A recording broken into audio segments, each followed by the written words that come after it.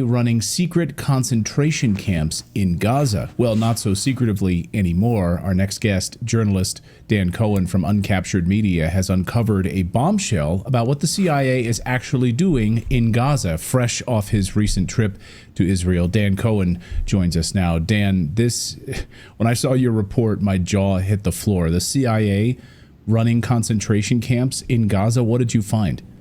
Yeah, Clayton, that's basically the plan.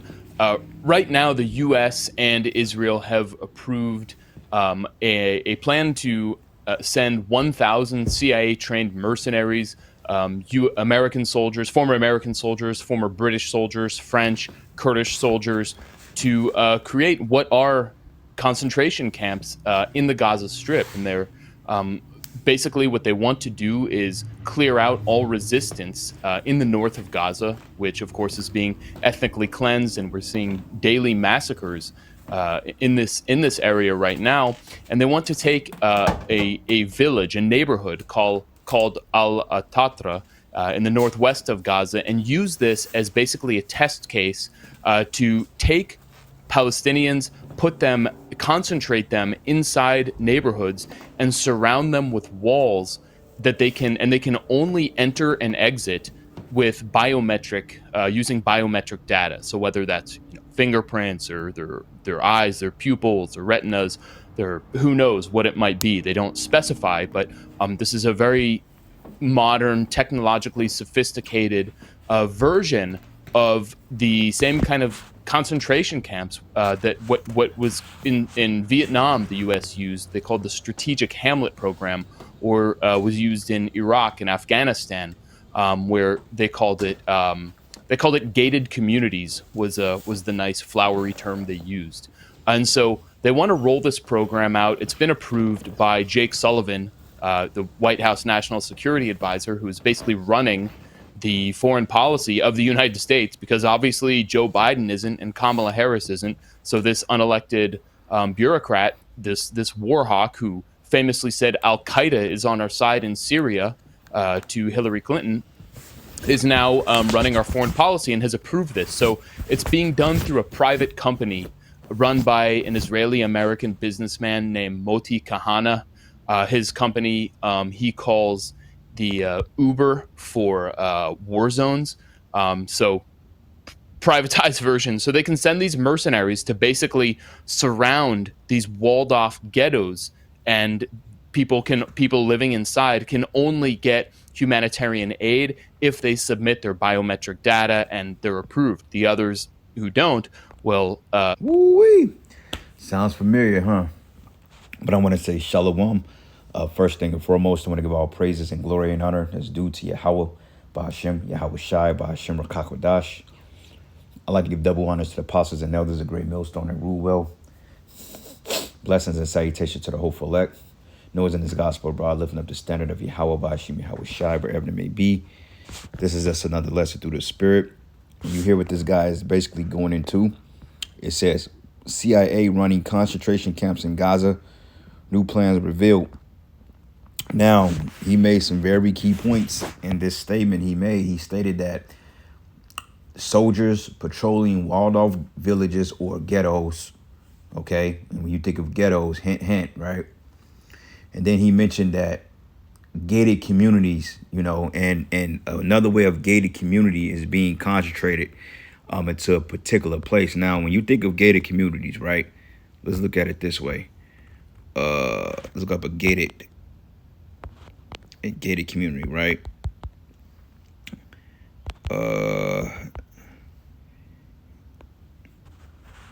So when you think of gated communities, you think of something like this, right? Place that you ain't supposed to be. You darker than you're darker than a brown paper bag.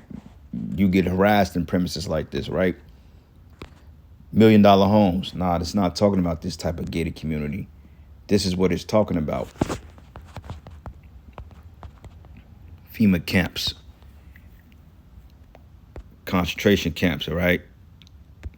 Stuff like this. Gated communities. All right, this ain't Leawood. This ain't Overland Park. Okay, this ain't Greenwich, upstate New York. This ain't Beverly Hills in Cali. Okay, this ain't the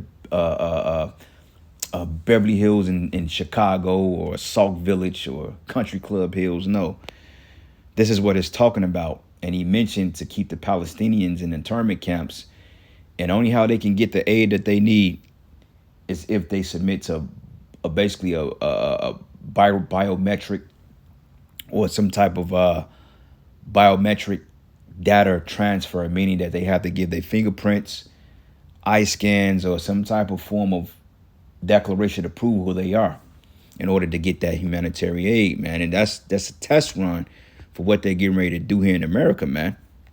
All right. Now, you look up biometric, right? And this is what it means here. Okay, bio meaning, I believe body metric means like metrics or numbers or measurement. But it says a measurable physical characteristics or personal behavior trait used to recognize the identity or to verify the claim identity of an applicant. Facial images, fingerprints, and iris scans samples are example of biometrics. So why do they have to give this particular information in order to get humanitarian aid over there? Why? Because this is the way of the new world. Okay, anybody that opposes the new world order, they're gonna have to be put into these concentration camps to be executed. And you heard what he stated, man. Okay, now he didn't go out into the torture shit, but nonetheless, you better believe that they're gonna have guillotines in these FEMA camps. And I'm not speaking of the camps in Gaza, okay? But that's just a prelude as to what they're getting ready to do here in America and around the world, okay? Because ultimately speaking, they mentioned it and they said that they had like over 800 active FEMA camps in America. Now, they written that off as a conspiracy, but they showed you movies like Siege with Denzel Washington. I believe it was one scene that all those people was in these concentration camps. Okay, you got a movie called Enemy of the State with Will Smith. Okay, they showed you the Purge movies. They showed you a lot of these doomsday movies when people were hauled off into these internment camps, man. Okay, even the movie Civil War, they didn't really go into the internment camps, but they even showed you that how baseball stadiums were abandoned and how people were living in them. So when all hell breaks loose and Esau declares a national emergency on a federal level, that's when a lot of these arenas, like, Kemper Arena or T-Mobile Center, the Kansas City Chiefs, the Royals, the Chicago White Sox, these particular United Centers and these particular centers that holds up to thousands of people can be used in a state of an emergency. Because even when you read it, they stated that in a time of an insurrection or martial law is declared, the government can come in and they can use facilities, they can use people's vehicles, they can use your homes to house people for a temporary time, okay, until, the said threat be over. And we've been in a national emergency since 1930s, roughly around that time.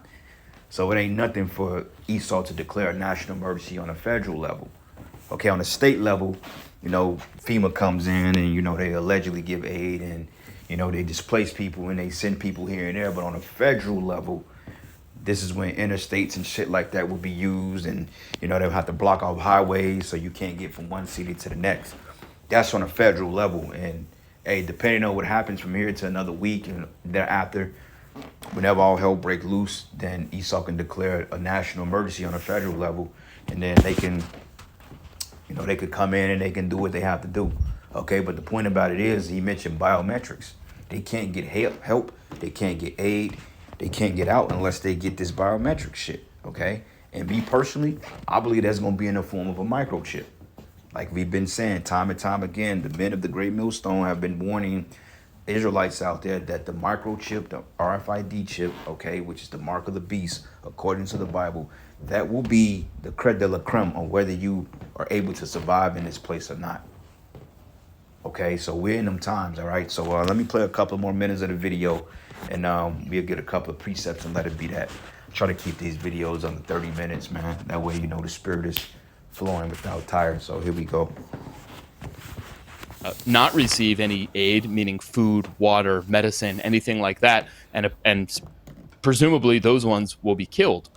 So This is the counterinsurgency model that the U.S. has applied again and again in the post-World War II era that has failed repeatedly. And I think it's likely to fail in Gaza, as Palestinians are sure to resist. So let me see if I get this right. The United States government under Jake Sullivan and the warmongers in Washington, D.C. have approved a plan that basically funnels millions of dollars to a private company that's going to use former American soldiers, CIA operatives, French soldiers. Yes, those are called like mercenaries, so to speak. Which mercenaries just come in and get the job done. They come in and they kill, But they're using former soldiers from all these Edomite governments, man, to run these internment camps. Okay, now it's how can I say it? It's one of those things that you got places like BlackRock, you got a lot of off-military corporations that the government comes in and they hire under these particular contracts on the black ops sites, man, and they go in there and they run these drills, and they they come up with these mandates to house people, and then they just do what they have to do because they're under contract, and them government contracts, they ain't cheap, man. So let's just say if the United States government have a $30 million contract with Blackwater and they want that money, they gonna do what they gotta do, okay? Because anybody knows that the best type of work is outside of the freelancing shit. The best type of work, honestly speaking, is getting those contracts, man. Like if you a contractor, you can make way more money. Like I've seen it. Like when I worked for this particular organization, they pay us an hourly wage to do something that they will pay a whole different company $40-50 million to come in and do and fuck up. So a lot of times you get those government contracts, and then you have what they call prevailing wage, and you get prevailing wages on a government contract, you gonna take home some money. So these men could be taking home $12,000-13,000 a fucking month. Okay, sometimes probably in a week, who knows? Like I saw a video a couple of weeks ago too. I believe it was in Chicago, and I believe it was one of the newer Holiday Inns, and basically they closed it off to the public, but they was letting the migrants go up in there. And yet those people that was working for those contracts, they was getting hand over fist. I mean, they was bringing home roughly $100,000+, man, for just being security there.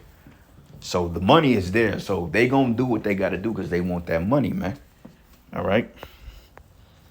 There's British soldiers, etc., mercenaries, bring them together to execute this plan, and then they can basically sit back and wash their hands of it because it's being run through a non-governmental organization, right? NGOs. The CIA is not involved in this. We've just simply cut a check for it. Right, exactly. And the man who's actually designing the entire thing, his name is Justin Sapp. He's a longtime American CIA operative official who was one of the first, who led the CIA paramilitaries when the U.S. invaded Afghanistan after the 9/11 attacks. And now this guy is tasked with designing this whole plan for Gaza. And if it's successful in this one neighborhood in Gaza, this is what they want to do throughout it. Now, I reported last November 2023, that the U.S. military's top publication had published an article by a guy named Omer Dostri, who then went on to become Benjamin Netanyahu's spokesperson. And this article called not only for the total destruction of Lebanon, but laid out a few different options for how Israel should handle Gaza, for what to do in the long term. Well, yeah, that guy Netanyahu, who said he want to make an ethnic cleansing of that land, so he wants to destroy those people over there, and really it belongs to neither one of them fucking people. All right, that's our land, but that just to show you what they get ready to do here. They starting over there, then in just a matter of time. Like we tell you, man, when this new attack or whatever they get ready to do, and they decide to shut the economy down or however they gonna do, then that's when you're gonna start seeing these particular camps and shit pop up, man, and that's when people are they're gonna lose their marbles. All right, so it's not above the possibility or realm of a possibility or realistically to put people in these centers, and they're gonna want to microchip people. That's the whole plan.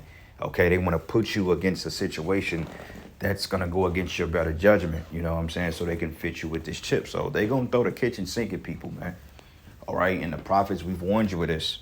And Yahweh Shai warned us. All right, so this is Revelation 2, and I'm gonna start at verses 10. It says, fear none of those things which thou shalt suffer. Behold, the devil should cast some of you into prison, that you may be tried, and ye shall have tribulation 10 days, okay? Be thou faithful unto death, and I will give thee a crown of life, all right? So, you know, some brothers that may get caught up in this predicament, you have to understand that you're not caught up in this predicament because it's a punishment unto you, but it's a test, okay? These people that get caught up in these camps, that's going to be a punishment to them, like them cackling hyenas we saw in the last video. They're going to get in there and they're going to get tortured because the Lord has had it with their bullshit, you know? But the brothers that get caught up in this situation when they have to go to the prisons or the FEMA camps, hey, man, you know, just keep the faith. You know, the Lord, he has a way out of it.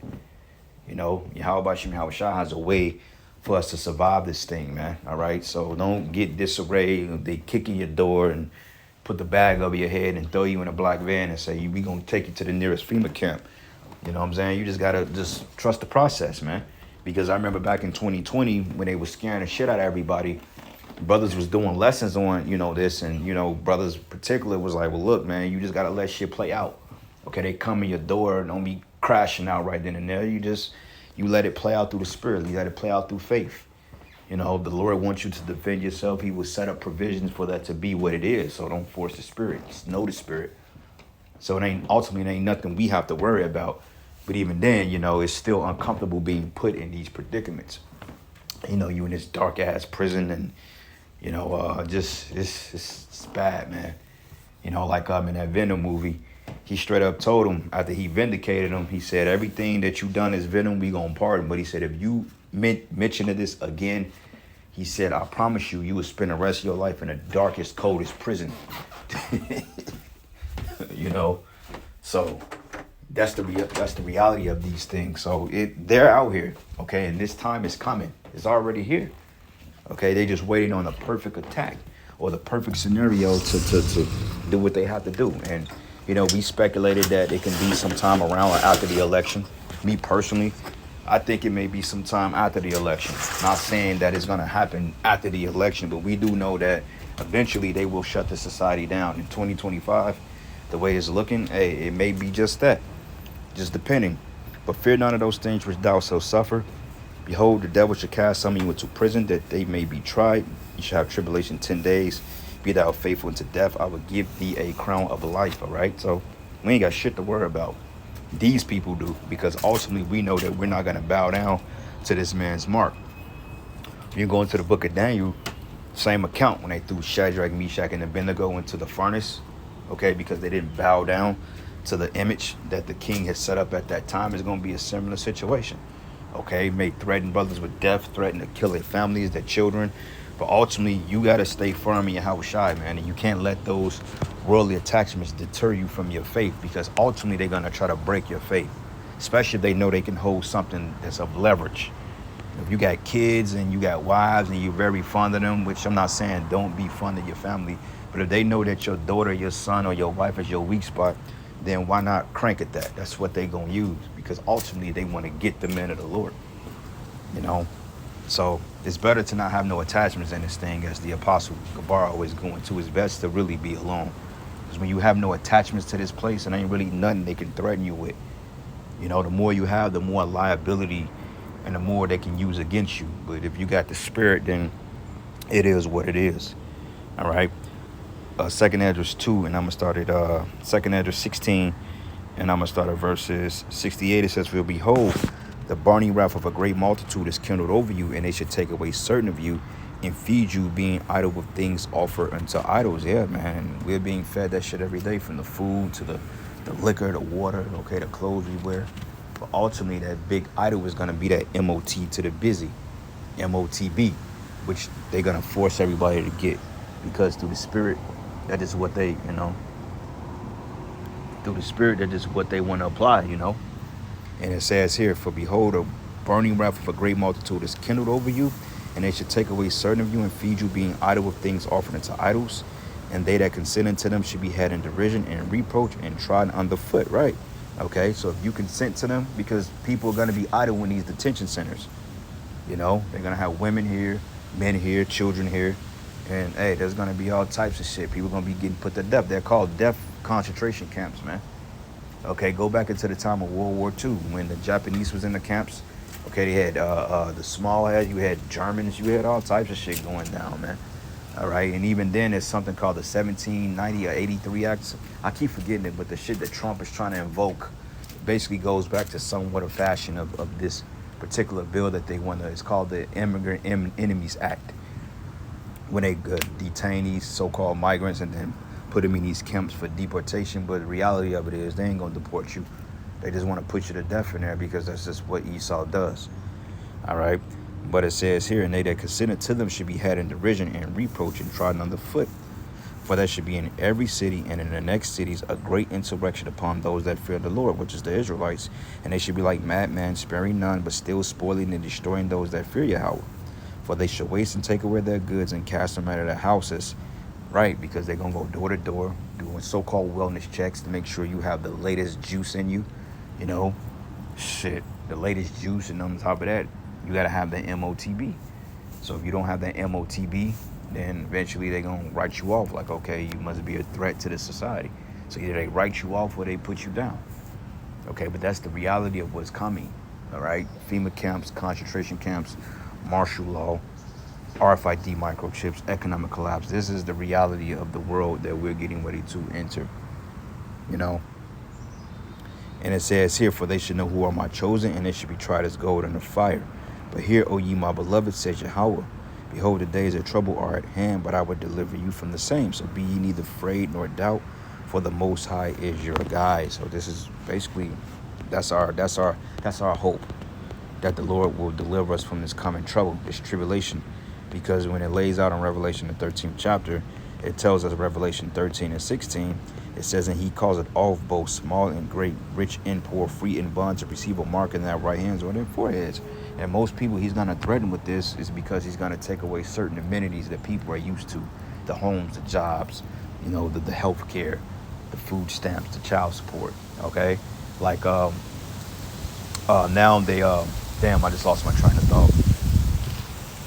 But yeah, basically, man, like we was going into this article over the weekend at the camp, you know, how basically they want to partner up these private sectors with these public sectors and make them one entity, man, run by corporations and NGOs, which is non-government organizations, because basically NGOs can do the bidding of the government without the government. It's basically like a shadow thing, man. It's like a shadow government. They pay them to do the bidding of these corporations or these government corporations. That way it don't fall back on the government shoulders, man. Like mandating the juice and shit like that, like PFS, IZR, GOHN, SON, all those particular NGOs, they use those to push certain ramifications on people, so therefore the government can be immune from being sued, you know? And this is the same thing with this, because honestly speaking, declaring martial law and FEMA camps, that's totally unconstitutional. Putting a microscopic tag in somebody, that's unconstitutional. But under these particular mandates, when they suspend the election, or when they suspend the Constitution under emergency declaration orders, this is the result of it, man. All right? So they can force you to do whatever the hell they want you to do. And it says on their foreheads, and that no man might buy or sell, save he that had the mark or the name of the beast or the number of his name. Here's wisdom. Let him that understanding count the number of the beast, for it is the number of a man, and his number is 636. Okay? So I'm going to end it there, giving all praises and glory and honor that's due to Yahweh Bashim, Yahweh Shai. Lord's will, you will edify. Until the next lesson. Shalom.